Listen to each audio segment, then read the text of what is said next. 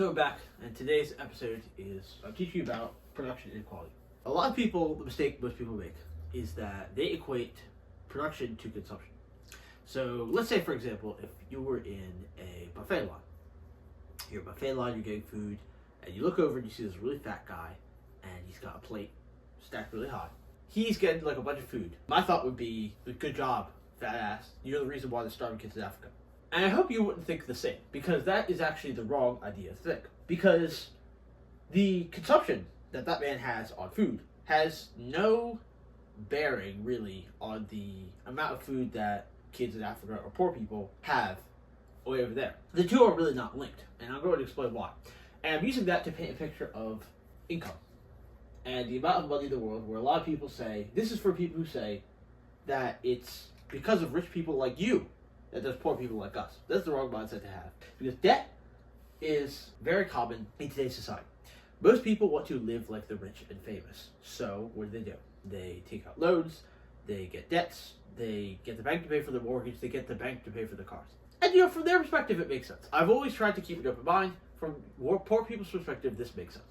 But the reason why that's a problem is because debt is production minus consumption. It is the production of wealth without actually doing anything. And the problem with that is that debt mandates necessity of future work. Whereas if you just spend your money that you have, that doesn't require that you work any in the future. Now, of course, you still are going to have to work to get the things you want, but it's not mandated. That's the key word. Debt is like a shackle around your leg. I'm sure most people feel that way who are in debt. But that is not the answer to getting more money. That is, I think, a big problem with America and a lot of people seeing that other people have more money, so they then get in debt themselves to live like those people. The problem with people is that they do not produce as much as they consume. You always hear about people talk about income inequality. They talk about income inequality, about how it's not fair because the 1%ers are making more money than the 99%ers. This doesn't make sense. Because it is not about how much they are getting income. It's about how much they are producing. Because production is what brings in money. Money necessitates production of some sort of commodity. What do we say?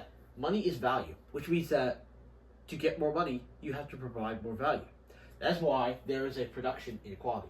Because poor people at the bottom, this has been the case with most of human history, is that the poor people at the bottom, by nature of being the masses, do not have as much money as the few people at the top with a lot of money.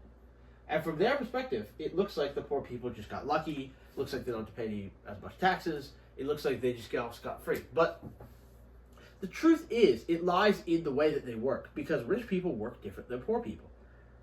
Again, a lot of people know this already, but they know it, but they don't actually put it into practice. I hear a lot of people talk about how capitalism is bad, but it's not actually a bad thing, because being an entrepreneur and in a capitalist society, it's about how we serve the customers, which means that the amount of value a rich person provides is far higher than the amount of value a poor person provides. What do poor people provide? Like I said, everything is value, so they provide their time. Time is very valuable, yes, but what they're doing can be done by someone else, right? You've been in a job in Amazon, think these jobs like this. Grunt work is at the very lowest rung, because it can be done by anybody.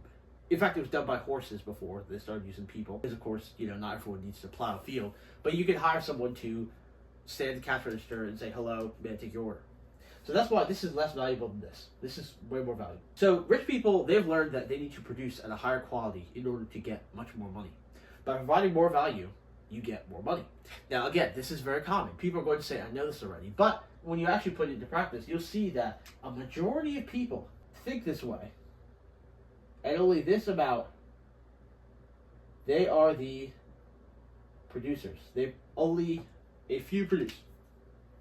The production inequality is actually that, not that the rich are at the top and they control everything. It's that the few at the top produce the things, the masses consume them, right? That's what's going on. It's because, and you know it, is that everybody, they consume the media, they consume the foods, they consume all of the tabloids and the news, the information. That is what they're getting. Which is why I say that TikTok, Instagram, these are the new currencies. Because We live in a attention economy, which means if you can get someone's attention, you can get their value. You provide them value by attention. People want to be entertained. Gone are the days where we have to actually do things. And yes, of course, I know there's still farms. People still do provide goods and services. But now we live in such a world where it's more about who can entertain who. And that is the main problem. So, the mindset that you need to take on is being a producer. And by making that change, you need to start creating and selling businesses, pave new ways, lead the herd, create brands. Don't be the one that, most people, they buy the brands, they walk down the paths, they buy businesses, they follow the herd, they follow the leader. But you need to be the one to lead the herd. You need to be the one who creates the brands, not buys the brand. You need to be the one who sells on Black Friday. And again, this is a big life change, I know. But you're going to have to make this switch in order to become a producer. You need to start thinking like a producer. So what this looks like in practice is if you start creating content on YouTube. YouTube is a gold mine, and I said this. Being a YouTuber is the best thing that you can be. Because it's not only good for your entrepreneurship job, but it's also value that you can produce and also mass produce on a large scale. Because videos can be seen by everyone. They can see multiple times. You're not writing a book by hand and you have to copy it multiple times. You're making one video, or let's say TikTok, you start thinking of a producer. How many videos can I produce a day? Multiple, a lot. How many YouTube videos can I produce in a week? More, if you think about it. This will not change your life unless you start producing more than you consume.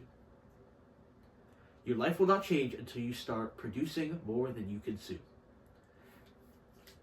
And when you line up the two and really start to look at how much you do either, you realize that there is a production inequality, meaning that you are consuming way more than you're producing. And that needs to change.